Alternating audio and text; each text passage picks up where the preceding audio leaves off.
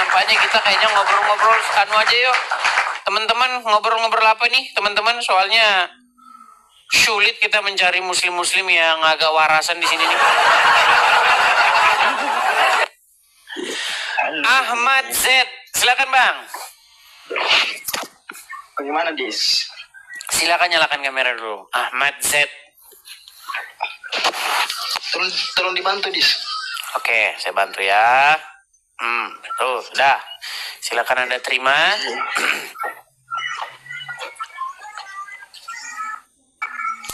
Iya, teman-teman ya. Ini ada 10.000 orang di TikTok yang menonton, belum lagi nanti di YouTube, ya.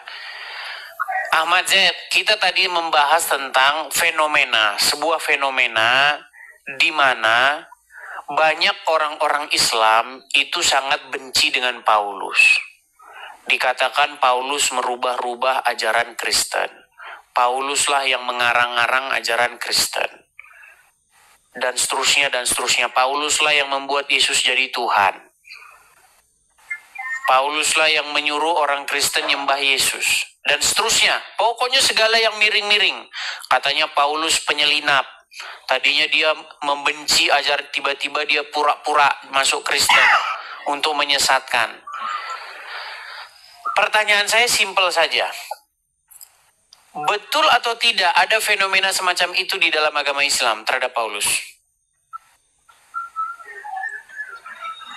Kalau tanggapan mereka kepada Paulus mungkin kan dari pemahaman mereka ketika membaca Alkitabnya. Jadi ketika mereka membaca Alkitab. Yang saya tanya, kenapa sih orang Muslim ini sulit banget nyambung tuh, susah banget. Pertanyaan saya itu begini, betul atau tidak ada fenomena semacam itu di dalam agama Islam? Mereka sangat-sangat memojokkan Paulus. Iya, ini makanya kan saya kan menjawab Pak Dis. Oke, iya, silakan. Silakan. Ketika seorang Muslim membaca Alkitab, mereka memahaminya dari ajaran Paulus dan para Rasul, dan mereka mungkin menemukan bahwa ajaran Paulus menyimpang daripada ajaran Yesus. Dari situlah mereka menemukan bahwa penyimpangan tentang ajaran Paulus begitu. Sedangkan kenapa Allah dan Nabi Muhammad tidak mengajarkan tentang Paulus? Bentar guys. Karena inti dakwah daripada Nabi Muhammad sendiri itu bukan tentang Paulus. Ngapain Nabi Muhammad mendakwakan tentang Paulus? Tujuan Nabi Muhammad itu adalah mendakwakan. Berarti Paulus, berarti Allah dan Muhammad lupa. Berarti Allah dan Muhammad lupa memberikan. Kenapa dia tidak kasih tahu bahwa Paulus yang merubah-rubah? Kenapa dia tidak memberitahu bahwa Pauluslah yang merubah-rubah? Ngapain mengurusin Paulus, Dis? Tujuan dakwah Nabi Muhammad itu orang Arab, bangsa Arab. Gimana nih ngapain orang ngurusin Paulus? Berarti tidak ada Allah dan Muhammad membahas Paulus.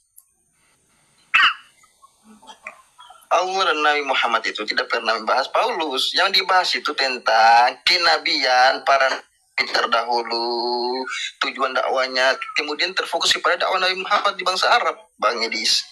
Bukan untuk bangsa Israel. Paham nggak? Kalaupun ada yang menjadi masalah yang menjadi masalah itu adalah kenapa kok bisa-bisanya Allah dan Muhammad tuh lupa membahas tentang Paulus. Padahal dialah biang keladi yang merubah-rubah ajaran Kristen. Ini Dis. Gimana sih Anda ini? Oke, menurut Allah siapa yang merubah-rubah? Sebentar, menurut Allah siapa yang merubah-rubah ajaran Yesus? Ajaran Isa? Siapa yang merubah-rubah ajaran Isa? Kitab yang dirubah-rubah, bukan ajarannya, kitabnya yang dirubah-rubah. Pengajarannya. Menurut Allah, kitabnya Allah bisa dirubah-rubah. Untuk kitab terdahulu seperti Taurat, Zabur dan Injil itu dikatakan dalam Al-Quran bahwa sudah dirubah-rubah oleh tangan manusia, Dis.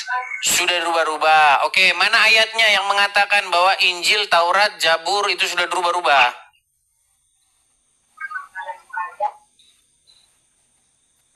Itu ada ayatnya dis bahwa Ya, bahwa surat Allah mengatakan di mana ayatnya yang mengatakan demikian? Mereka mengatakan bahwa hal begini dan begitu, dan mereka mengatakan bahwa itu berasal dari Tuhannya, padahal mereka hanya merubah-rubahnya dis. Itu ada ayatnya. Iya, surat berapa, ayat berapa?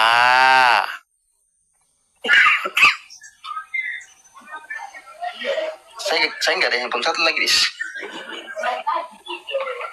Soalnya handphonenya lagi di bawah istri. Aduh. Itu ada ayat nih kalau sudahlah nggak pakai baju, sudahlah pakai baju kayak perempuan, kelihatan anunya. Kalian ini memang orang muslim nih teman-teman ya, pakai bajunya kayak perempuan.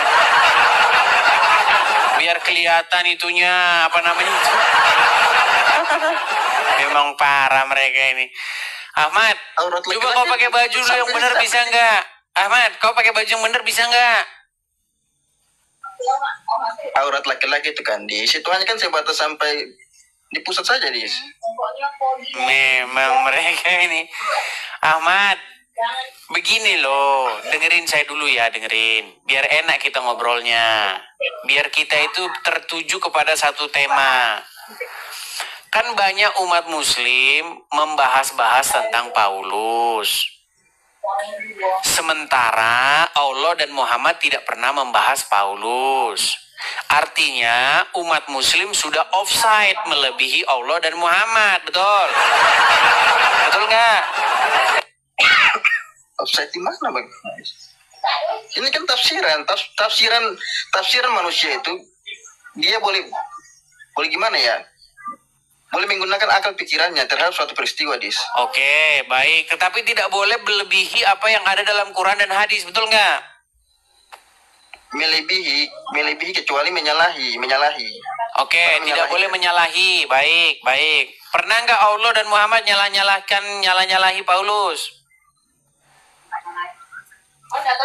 Untuk menyalahkan satu oknum tidak isi tertulis oknum seperti Paulus, nggak ada. Nah, kalau tidak ada, kenapa kalian salah-salahkan? Jadi masalahnya kan Alkitab ini kan dis, itu keasliannya, kemurniannya, ajarannya itu sudah diragukan dis. Oke, kemurnian ajaran daripada Injil atau Alkitab atau Bible sudah dipertanyakan. Nggak masalah, kita ikuti, teman-teman, kita ikuti narasinya muslim ya. Orang muslim ini adalah mereka yang tak bisa mempertanggungjawabkan omongannya. Coba dengarkan.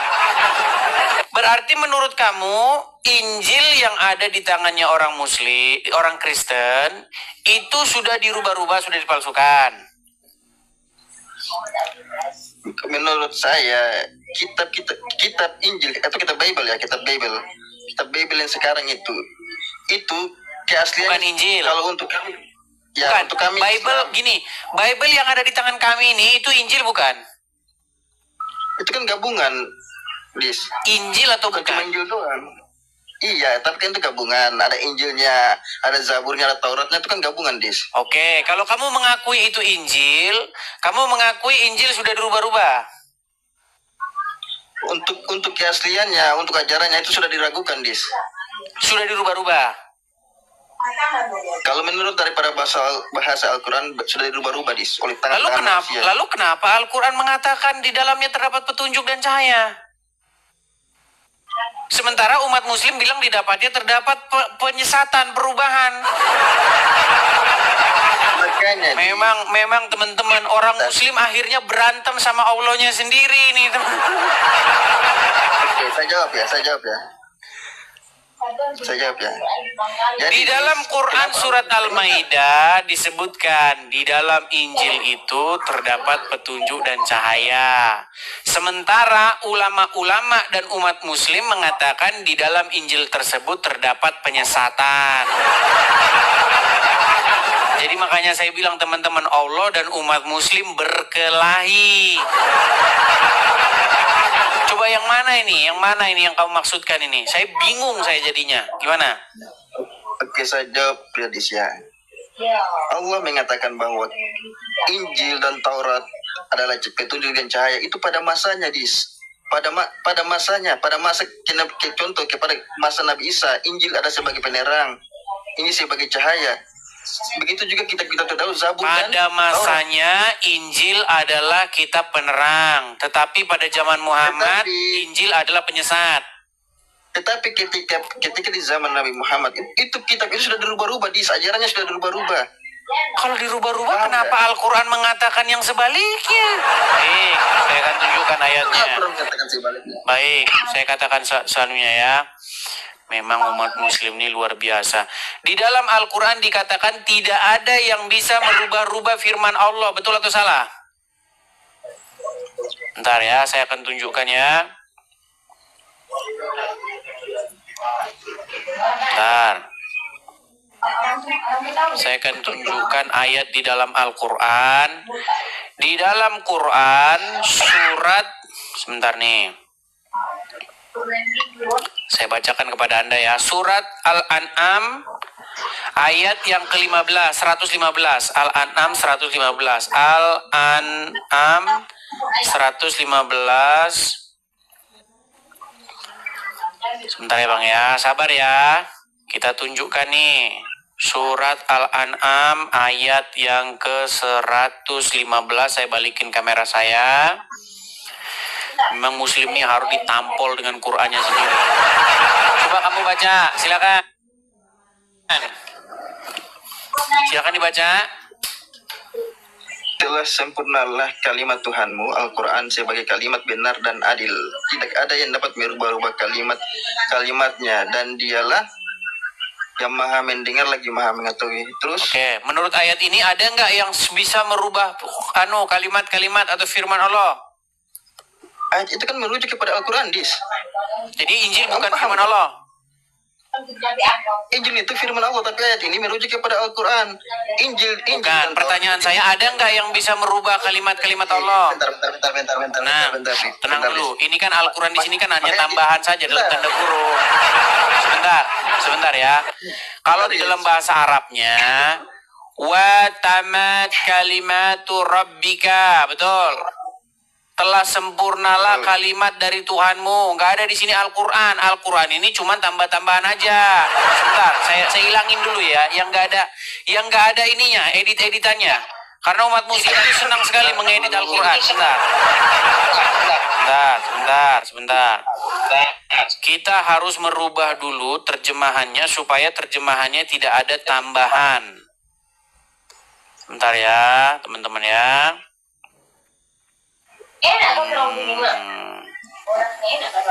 Kalau mereka dikasih ini ayat ini, mereka harus ada tambahan-tambahannya.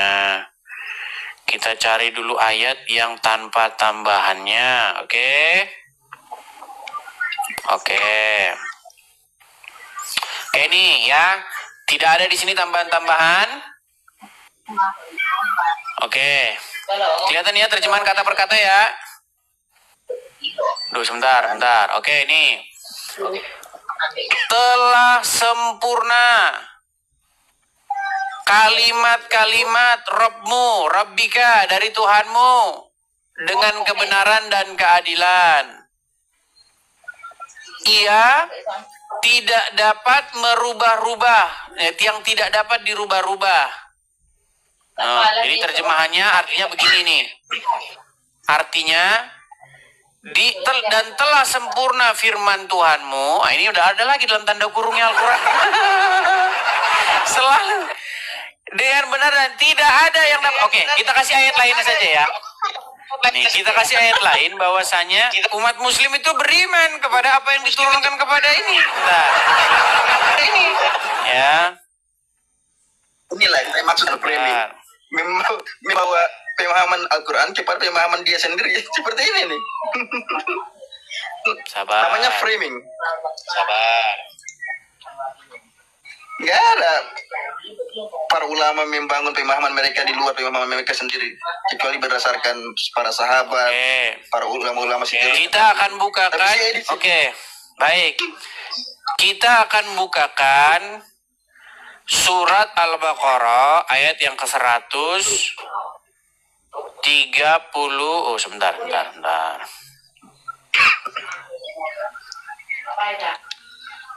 tanda kurung itu dalam Al-Quran itu merujuk kepada itu untuk memudah pemahaman kita sebagai orang Islam, karena kan ada orang Islam di dalam surat Al-Ankabut. Jadi dimudahkan. Bentar, saya balik dulu. Ayat ini bertujuan untuk apa? Ditujukan untuk apa begitu?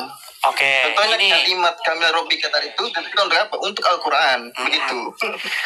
Begini Ahmad. Saja yang mau Sebenarnya gini, sebenarnya bukan hanya Injil, Taurat saja yang dibenarkan oleh orang Islam, yang dicomot oleh orang Islam sebagai kitabnya.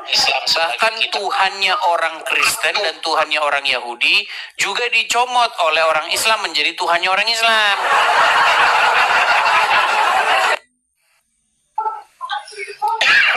Kenapa? Gini Ahmad, kenapa orang Islam menginginkan atau menyamakan bahwa Tuhannya orang Kristen itu adalah Tuhannya orang Islam juga? Gini Dis, asal muasal Tuhan itu hanya satu Dis. Makanya di dalam bahasa Ibrani kan dikatakan ehad. Jadi Tuhannya ahad. Jadi Tuhannya orang Kristen, jadi Tuhannya orang Kristen sama dengan Tuhannya orang Islam.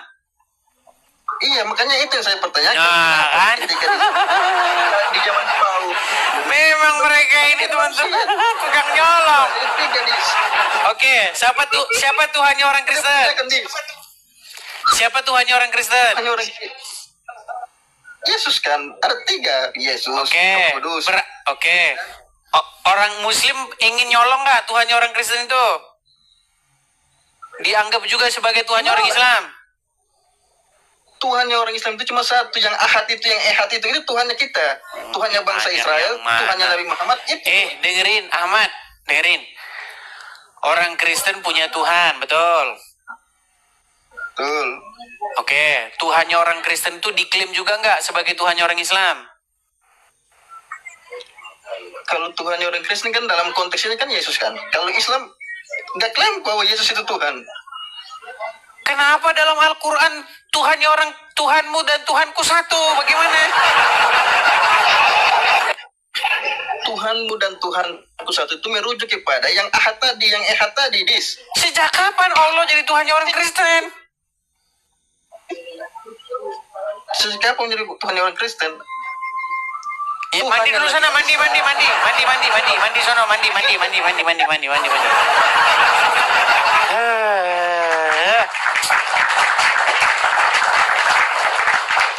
Saya heran sekali, sulit banget nemuin mereka ini yang nyambungan itu, sulit sekali loh. Aduh.